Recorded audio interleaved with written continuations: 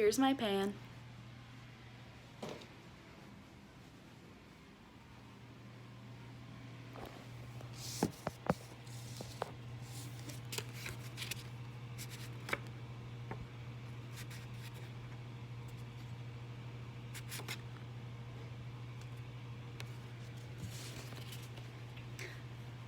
So, young kids today have an interesting connection with technology. And when I was babysitting my neighbors, it seemed like they never wanted to get off their technology. I'd offer to go outside to play a game or to play with other kids, but they insisted on staying inside and playing Minecraft on their iPad.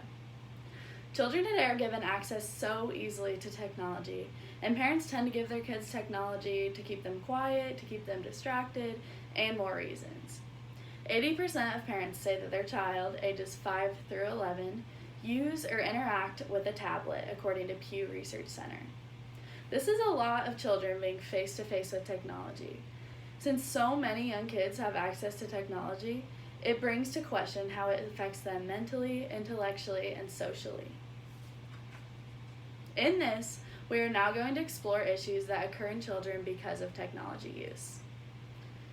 There are many issues that have arisen due to younger kids using technology so excessively. And according to Florida Tech, about 1/3 of a children's time is spent using a phone, a tablet, or a computer.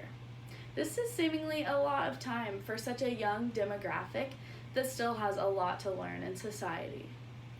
Also, according to Florida Tech, technology has been proven to harm a kid's attention span. And according to Jim Taylor, with a PhD in psychology, when a child uses a lot of technology, their brain adopts an approach to thinking that makes them scan lots of information all at one time. And essentially, this prevents them from using their imagination and focusing in on what is happening.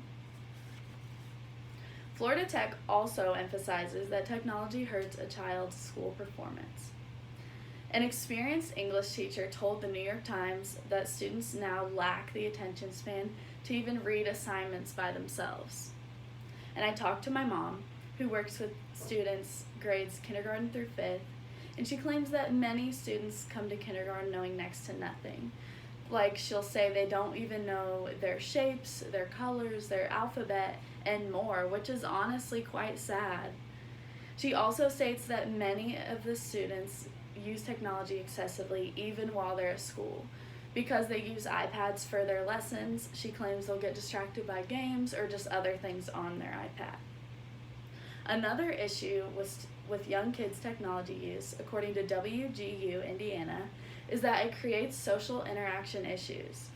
Many kids prefer to spend time on their technology, which ultimately limits their face-to-face interactions. And it creates a communication barrier, and prevents them from being social, from making friends, and talking to others. So now that we've discussed 3 prominent issues, social interaction, school performance, and attention span, that result from technology use, we're now going to talk about how children have the easier access to technology in comparison to the past. So children clearly use technology now more than they ever have. And of course, it's a new day and age, and technology use and access is at an all-time high for most people in general. Like when I was a kid, I had little to no technology access simply because it didn't exist. And they didn't really exist until I was about 12, so I didn't get access to it until I was a lot older. Parents also often give their children technology.